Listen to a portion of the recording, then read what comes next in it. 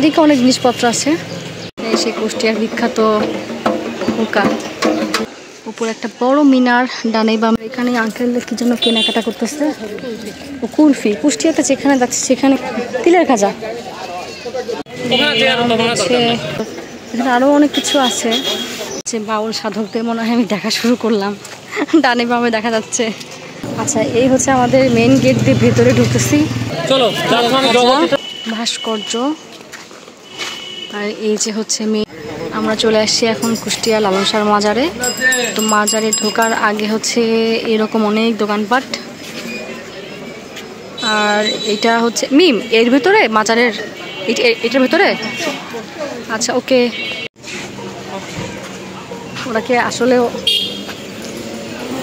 আচ্ছা, এই হচ্ছে আমাদের মেইন গেট দিয়ে ভেতরে ঢুকতেছি লালন শাহর মাজার। আমার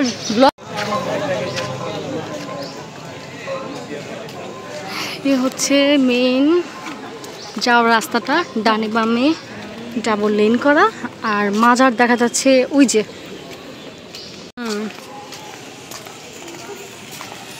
আকাশটা কত সুন্দর। আর এই যে বাউল সাধকদের মনে হয় আমি দেখা শুরু করলাম। ডানে বামে দেখা যাচ্ছে। এই যে সুন্দর একটা ভাস্কর্য। আর এই যে হচ্ছে মেইন মাজার। আর এখানে এই যে 15 সাল 1422 সবটা লেখা আছে। উপরে একটা বড় মিনার, ডানে বামে সব দিকে ছোট ছোট মিনার। তো ঘোরাঘুরি শেষ। আর পেছন সাইডে অডিটোরিয়াম ছিল, সেখানে তো আমরা যাইনি। আমরা এখন সামনে থেকে একটু তিলের খাজা কিনবো। আর যেহেতু দুপুর হয়ে গেল আমরা ব্যাক করবো, বেশিক্ষণ থাকবো না, ক্ষুধাও লেগে গেছে। এখানে আঙ্কেল কি জন্য কেনাকাটা করতেছে।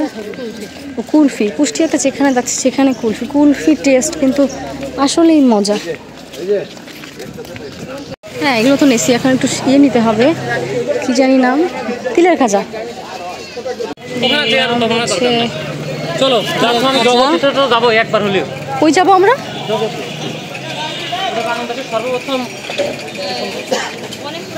এই হচ্ছে কথা।